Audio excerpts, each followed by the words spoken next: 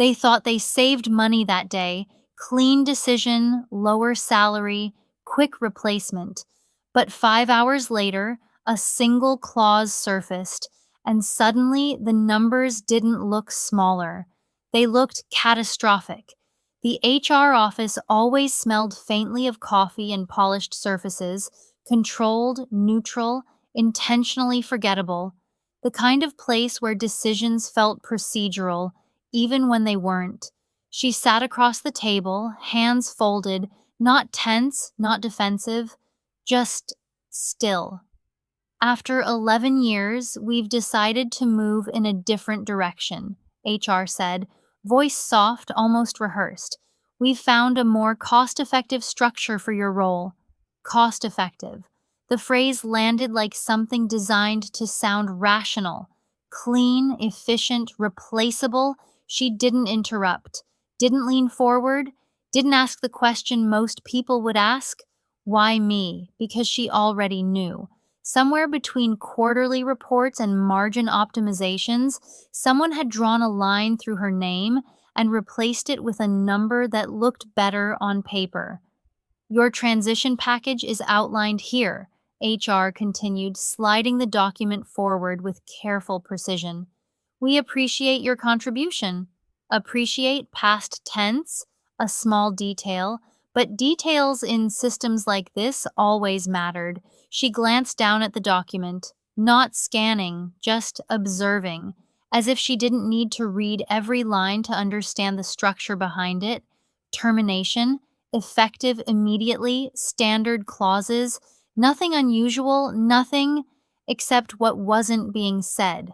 A micro hook lingered there, because for 11 years she hadn't just performed tasks. She had built relationships, quietly, consistently, without needing recognition. And relationships don't show up in spreadsheets until they do. Do you have any questions? HR asked. A pause, measured. She looked up, not at the document, not at the table, but directly at them. No, she said. Just that. No resistance, no negotiation, no attempt to hold on. And somehow, that made the room feel slightly off. Because acceptance, when it comes too easily, isn't always agreement. Sometimes it's timing. She picked up the pen, signed. The movement was smooth, almost practiced, as if she had already decided long before this meeting how this moment would look. Another detail, another micro hook, because people who hesitate usually react. People who don't usually know something others don't.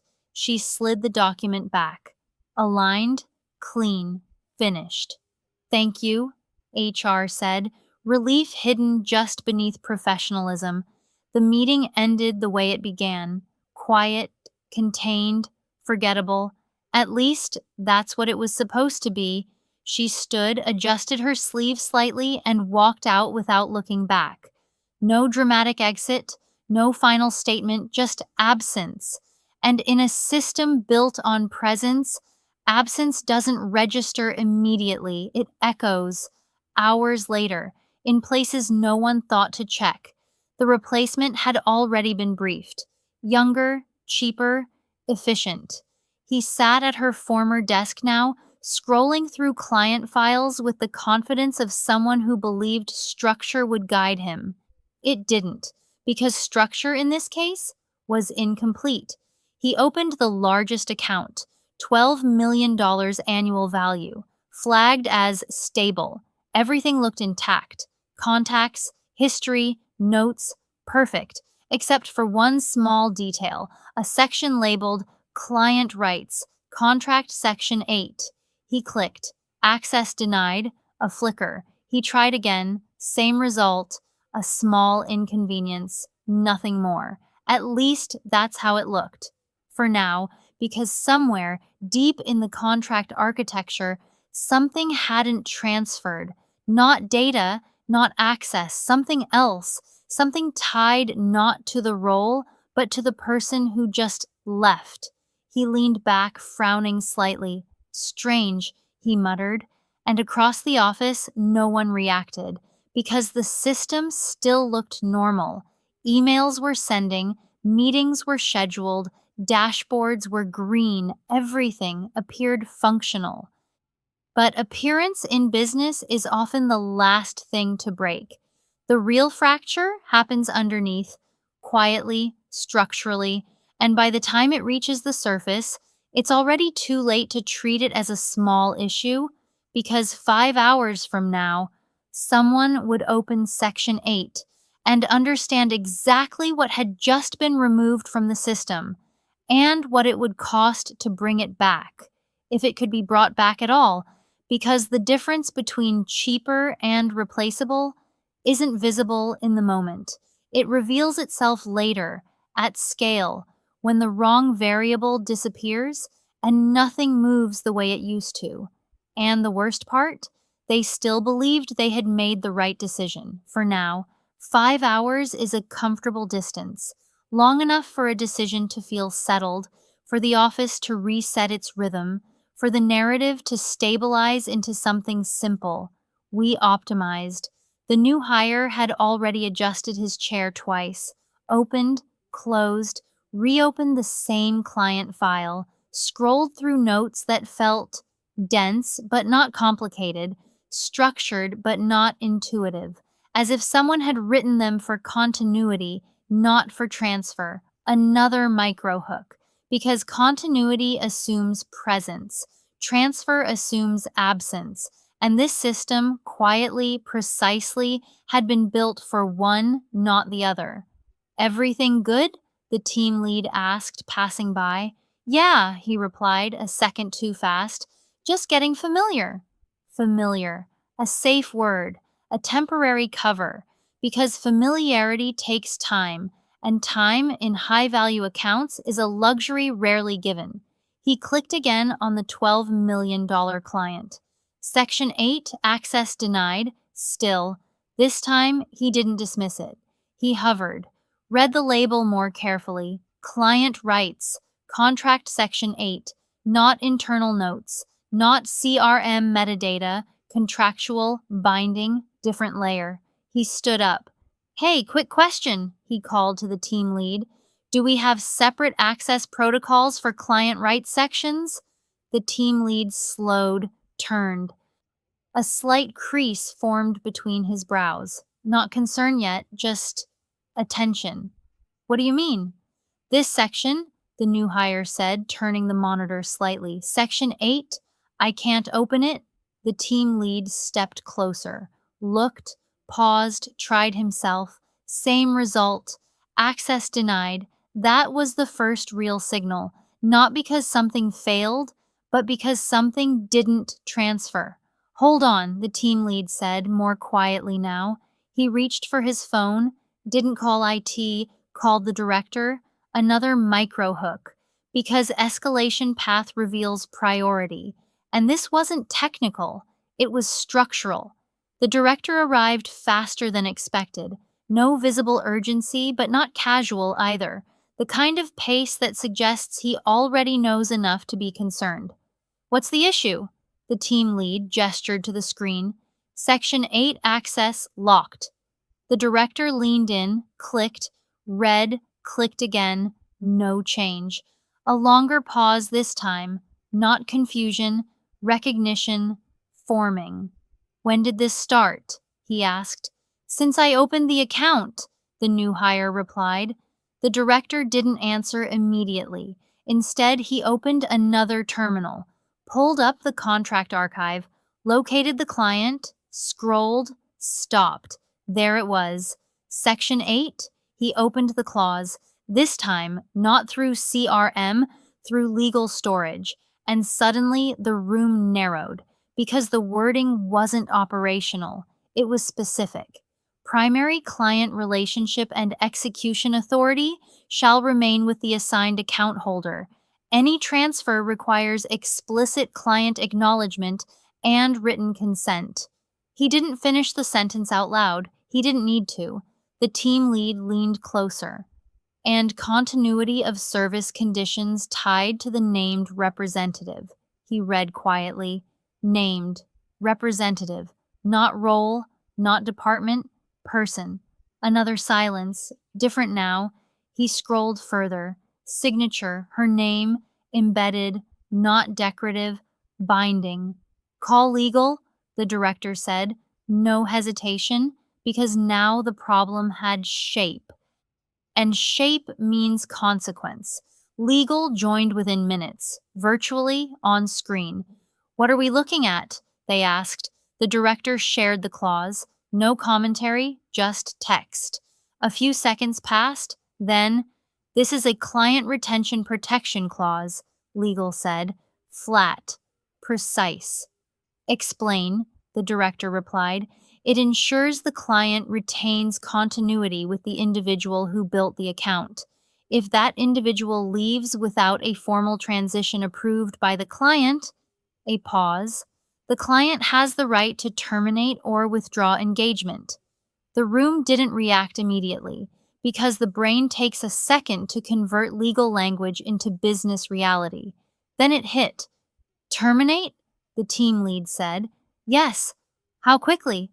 Immediately, upon notice. Silence, not shock, calculation. The director leaned back slightly. How much exposure? Legal didn't answer. They didn't need to.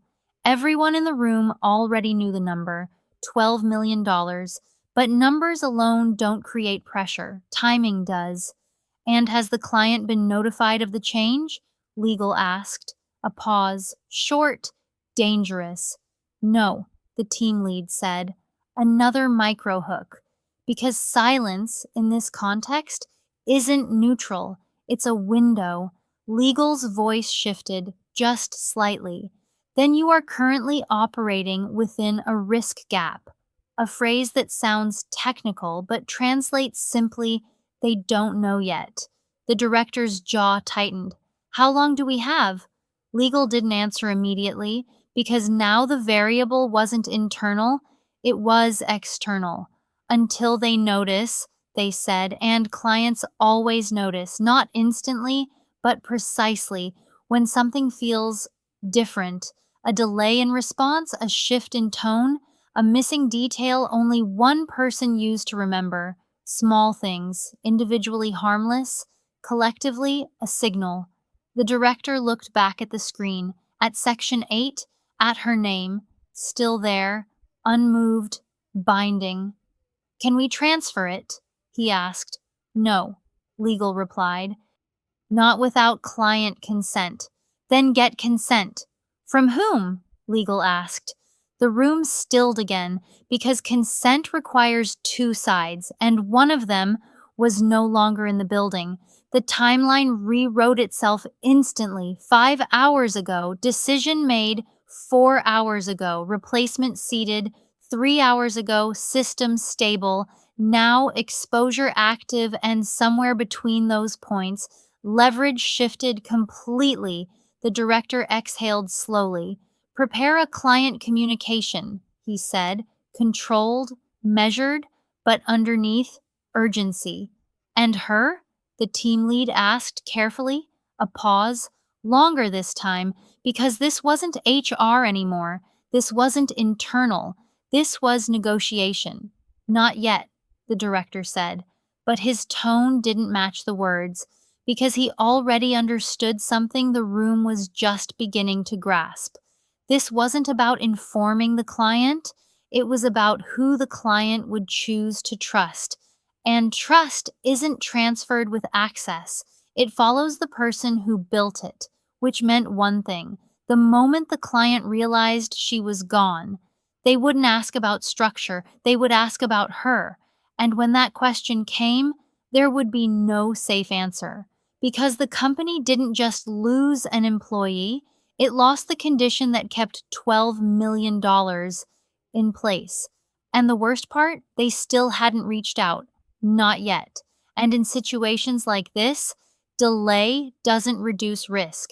It increases the price of fixing it exponentially because somewhere outside this office, the client was about to notice something small, something subtle, something no dashboard could predict.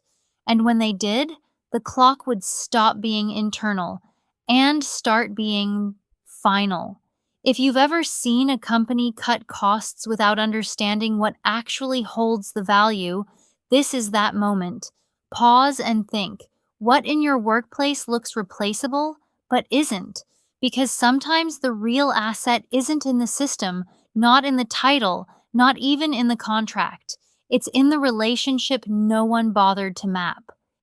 If this shift hit you, that quiet realization where one decision starts rewriting millions, stay with this story because the client hasn't responded yet. And when they do, it won't be a question. Follow, like, and don't miss the next chapter. This is where the real leverage appears. They didn't send the email right away. That was the first hesitation. Not because they didn't know what to write, but because every version of the message revealed something they couldn't afford to say out loud. She's no longer with us. Clean, standard, safe. Except it wasn't. Because in this case, that sentence wasn't information. It was a trigger. The director stood by the glass wall, looking out over the office floor where everything still appeared. Operational.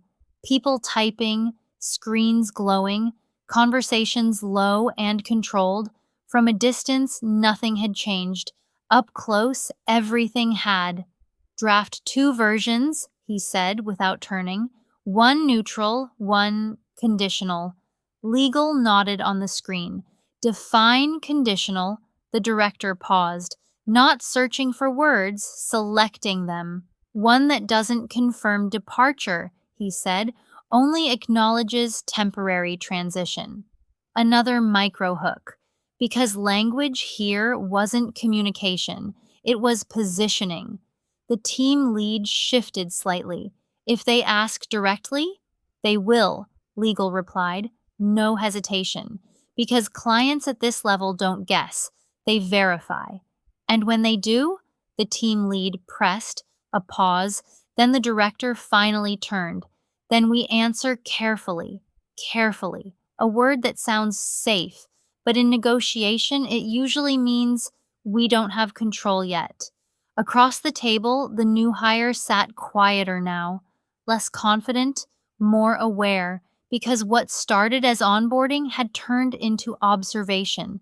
And observation in moments like this reveals hierarchy faster than any org chart. He looked again at the screen, at section 8, at the line that didn't change, named representative, her name, still there, still binding. He didn't say anything. But he understood something now he hadn't understood 5 hours ago. He wasn't stepping into a role. He was stepping into a space that didn't accept substitution. Another micro hook. Because roles can be filled. Trust cannot.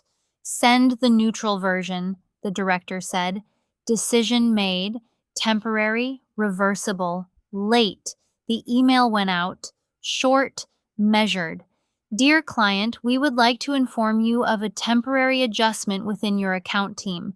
All services remain uninterrupted. Please reach out with any questions. No mention of her. No mention of change. Just structure. They waited. Minutes passed. Not many, but enough to feel longer than they should. Because waiting, when you know something is coming, distorts time. The first response arrived faster than expected. No greeting, no formal tone, just a question. Where is she? 3 words. Direct, unfiltered, another micro hook. Because clients don't ask that unless the answer matters. The room didn't react immediately, not outwardly, but something tightened. The director read it once, then again, as if repetition might soften the impact. It didn't. Draft response, he said, but his voice had changed, not louder, sharper, more precise, because now the conversation had shifted from internal problem to external pressure. What do we say? The team lead asked. A pause, then legal spoke. You cannot misrepresent the situation. Another boundary, clear, non-negotiable. But we don't have to disclose everything, the director added. Careful again, positioning. The reply formed slowly, each word weighed, measured, irreversible once sent. Dear client, she is currently not available. Your account remains fully supported by our team. We are committed to continuity and quality of service. They read it once, twice, no one approved immediately because approval here wasn't about grammar, it was about consequence. Send it, the director said finally. The message went out, and the waiting returned. But this time it felt different, heavier, because now the client had asked and been answered, and somewhere between those two moments, trust had begun to evaluate. The second reply came, not instantly, but not delayed either, just enough time to suggest thought, consideration, calculation. The message appeared, short again, structured. Understood. We will pause current approvals until further clarification. Silence. No one spoke, because everyone understood what that meant. Pause, not cancel, not terminate. Pause, which in contracts like this is leverage. The director leaned back slightly, exhaled, slow, controlled, but beneath it, recognition, because the shift had completed. 5 hours ago, they made a decision. 4 hours ago, they replaced a role. 3 hours ago, they noticed a restriction. Now the client had responded, and in that response, redefined the balance. Because approval wasn't internal anymore, it wasn't procedural, it wasn't automatic, it was conditional. And conditions in this context were no longer theirs to define. The new hire looked at the screen again, at the paused deals, at the silent pipeline, at the absence that now had weight. And for the first time, he didn't feel like part of the solution. He felt like evidence, evidence that something critical had been underestimated. The director stood still for a moment longer, then said quietly, "Prepare to reach out." The team lead nodded. To her, a pause, short, final. Yes, because now there was no other path. The client had asked the right question and answered it themselves. Without her, nothing moves. And the longer they waited, the clearer that would become, not just internally, but externally. And once that clarity spreads, it doesn't stay contained. It escalates, measured, predictable, expensive, because trust, once paused, doesn't resume automatically. It resumes on terms, and those terms were no longer theirs. They didn't call her, not directly. That option had already expired the moment she routed everything through council. What remained wasn't communication, it was protocol. And protocol, unlike conversation, doesn't allow improvisation. Draft the outreach, the director said. Not to HR, not to operations, to legal. Because this was no longer about bringing someone back. It was about engaging a counterparty who now held leverage structured into the contract itself. The council adjusted his notes, already outlining the framework before the words were spoken. Independent engagement, he said, defined scope, revised compensation, authority clarified explicitly. Each phrase sounded neutral, but together they formed something else. Concession. The director nodded once. Add urgency, he said. The council didn't write that down. Urgency weakens position, he replied calmly. We acknowledge timeline, we don't signal pressure. Another micro hook. Because in negotiation, what you don't say often carries more weight than what you do. The draft began to take shape. No emotion, no apology, no reference to the termination, just structure. Dear Counsel, we propose to engage your client under revised terms to ensure continuity of key accounts, including those governed by Contract Section 8. We are prepared to discuss scope, authority, and compensation at your earliest convenience. Clean, measured, controlled, but everyone in the room could feel it. This wasn't an invitation, it was a necessity. Send it, the director said, and for the first time since the decision had been made, they were waiting on her, not as an employee, as a variable.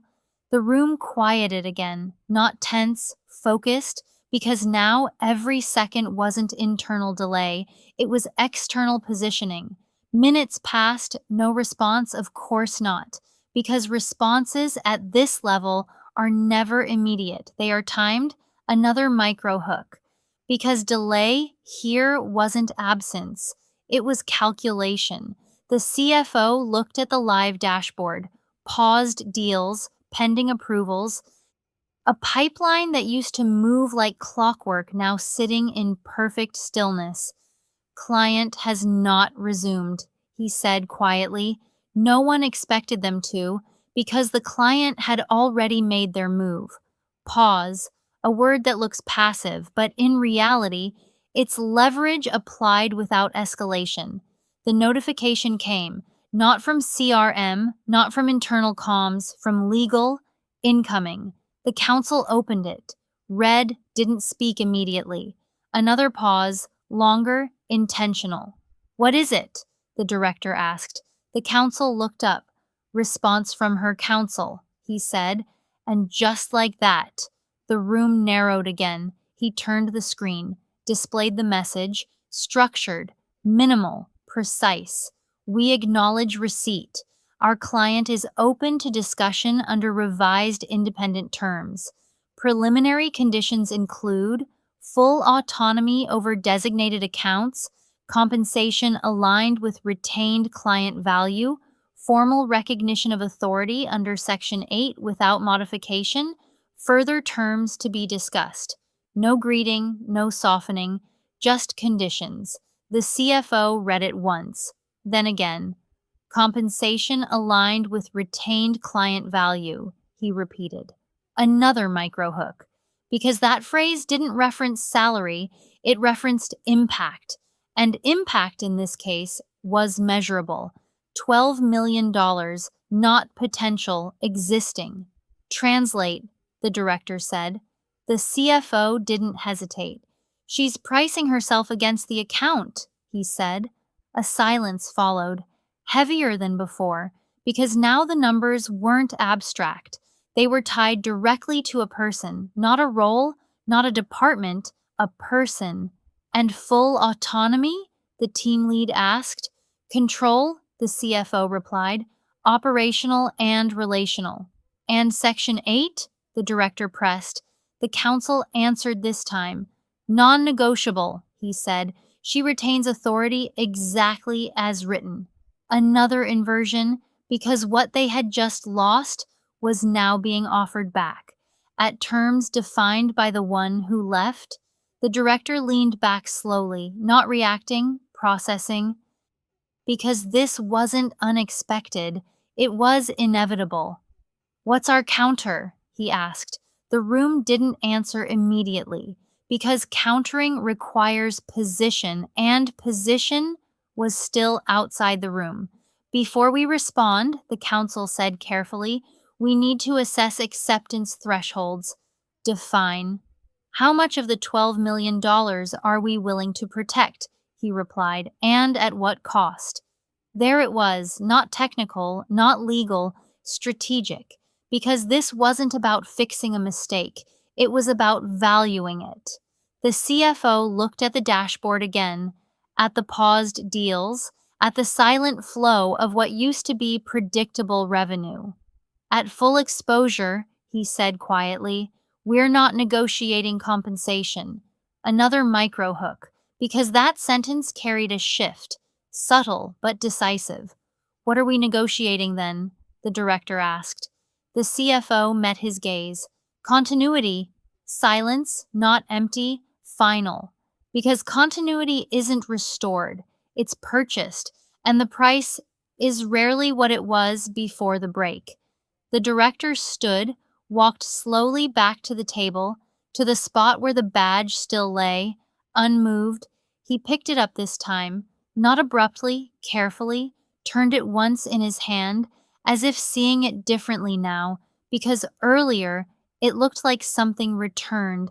Now it looked like a reference point, a moment where leverage changed hands without negotiation, without warning, without resistance. He placed it back down, slightly off alignment this time, a small detail, but in rooms like this, details signal state. Prepare acceptance framework, he said, not counter, not rejection, framework, because the negotiation had already defined its direction, and they were no longer setting it.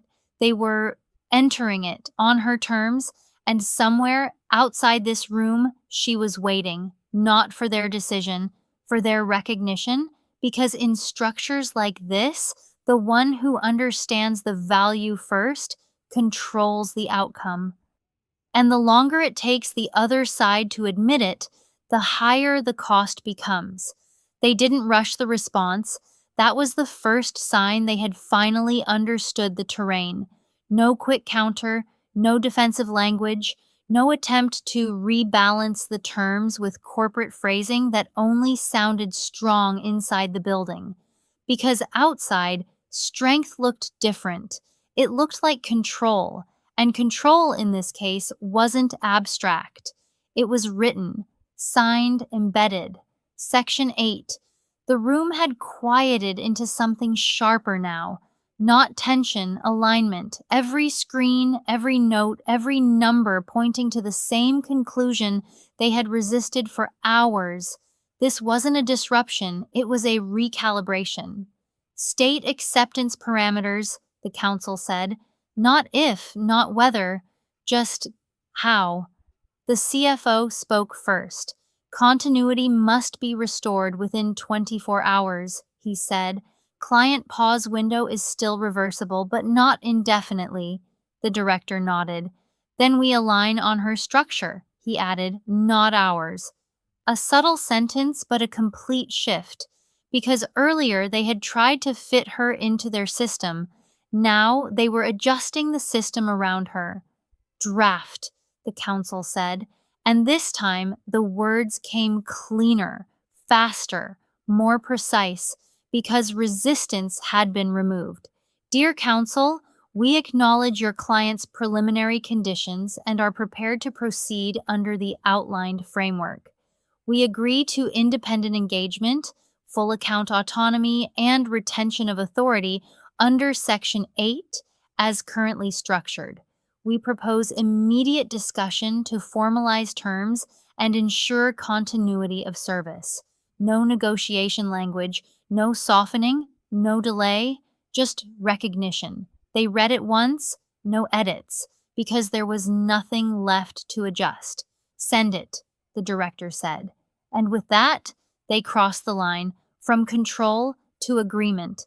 The message went out, and for the first time since the decision had been made, the waiting felt different, not uncertain, decisive.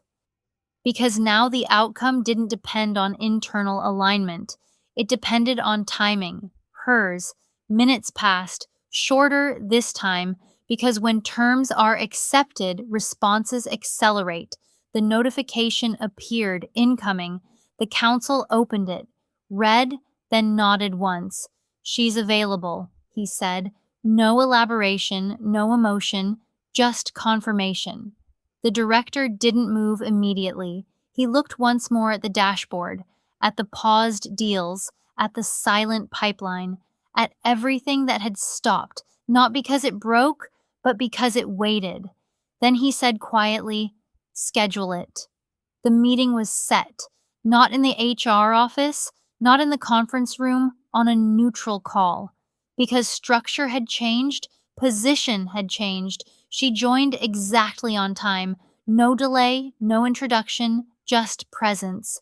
"Good afternoon," her counsel began. Professional, measured, controlled.